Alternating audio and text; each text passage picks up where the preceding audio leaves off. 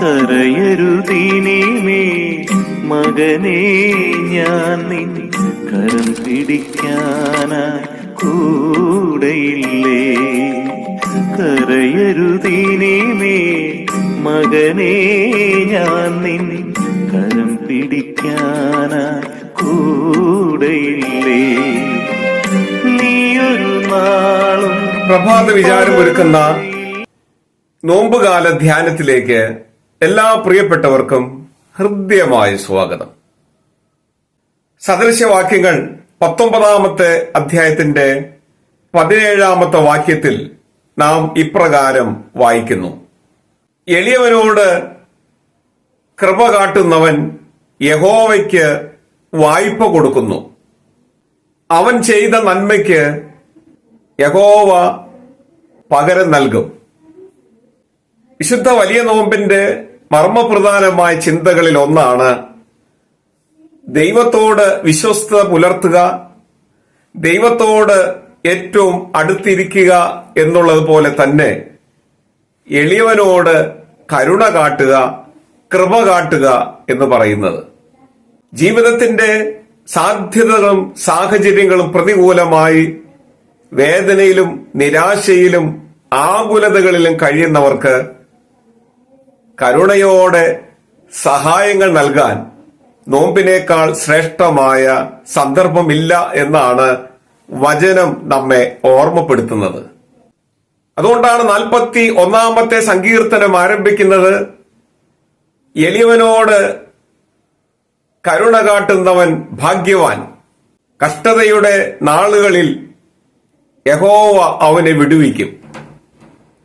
ജീവിതത്തിന്റെ വേദനകളിലൂടെ, അസ്വസ്ഥതകളിലൂടെ, ഇല്ലായ്മയിലൂടെ, ക്ലേശങ്ങളിലൂടെ കടന്നു പോകുന്നവരോട് ദയാപൂർവം ഇടപെടാൻ സാധിക്കുമെങ്കിൽ കഷ്ടതയുടെ നാളുകളിൽ യഹോവ അവനെ കരുതുമെന്നാണ് സങ്കീർത്തനക്കാരൻ നമ്മളോട് പറയുന്നത്. 41-ാമത്തെ സങ്കീർത്തനത്തിന്റെ തുടർന്നുള്ള ഭാഗങ്ങൾ വായിക്കുമ്പോൾ എളിയവനോട് കരുണ കാട്ടുന്നവനുള്ള ഭാഗ്യാവസ്ഥയെക്കുറിച്ച് വളരെ വ്യക്തമായി രേഖപ്പെടുത്തിയിട്ടുണ്ട്. ഒന്നാമതായി പറയുന്നു, കർത്താവ് അവനെ പരിപാലിക്കുമെന്ന. എളിയവനോട് കരുണ കാട്ടുന്നവനെ കർത്താവ് പരിപാലിക്കും. ഇഹലോക ജീവിതത്തിൽ വേദനകളിലൂടെയും സങ്കീർണതകളിലൂടെയും ഇല്ലായ്മകളിലൂടെയും കടന്നു പോകുന്നവനോട് ദയാവായ്പോടെ പെരുമാറുന്നവനെ കർത്താവ് പരിപാലിക്കുമെന്നാണ് സങ്കീർത്തനക്കാരൻ പറയുന്നത്. രണ്ടാമത്, യഹോവ അവന്റെ ജീവനെ രക്ഷിക്കുമെന്ന. എളിയവനോട് കരുണ കാട്ടുന്നു എന്നുള്ളതുകൊണ്ട് അവന്റെ ജീവനെ യഹോവ രക്ഷിക്കും. മൂന്നാമത് പറയുന്നു, അവൻ ഭൂമിയിൽ അനുഗ്രഹീതനായി തീരും.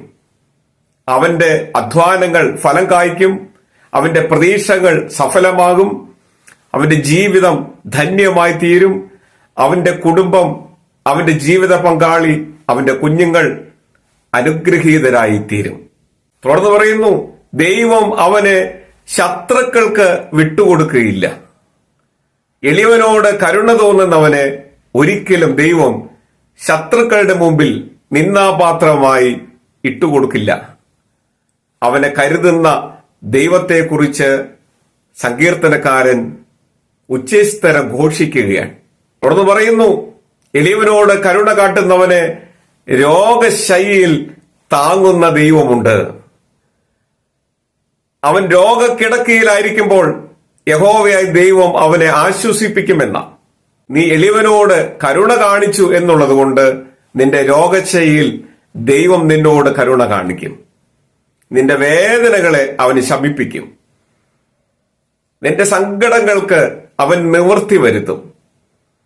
നിന്നെ ആശ്വസിപ്പിക്കുമെന്ന് സങ്കീർത്തനക്കാരൻ ഇവിടെ രേഖപ്പെടുത്തിയിരിക്കുകയാണ്. തുടർന്ന് പറയുന്നു, നിന്റെ രോഗത്തിന്റെ ശാന്തി ദൈവം തരും. കാരണം എളിയവനോട് നീ കരുണാപൂർവം പെരുമാറിയിരിക്കുന്നു. കർത്താവിൽ സ്നേഹമുള്ളവരെ, എളിയവനോട് കൃപ കാട്ടുന്നവൻ, കരുണ കാട്ടുന്നവൻ ഭാഗ്യവാൻ എന്ന് പറയുന്നതിനുള്ള കാരണം ഇതാ. ഇത്രത്തോളം നന്മകളിലൂടെയാണ് ദൈവം അവനെ നടത്തുക. ഈ വലിയ നോമ്പിന്റെ ശ്രേഷ്ഠമായ ദിനങ്ങൾ ദൈവസന്നിധിയിൽ സൗഭാഗ്യാവസ്ഥയിലേക്ക് കടന്നു വരാൻ പരമകാരുണ്യവാനായ ദൈവം നമുക്ക് ഭാഗ്യം നൽകട്ടെ എന്ന് പ്രാർത്ഥിക്കുന്നു.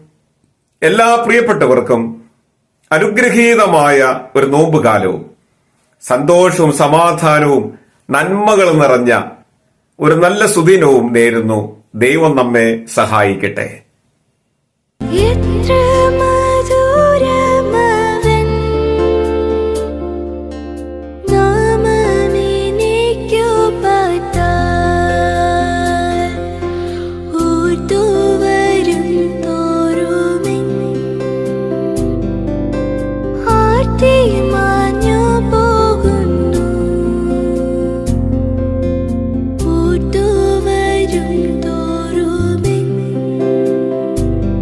എത്ര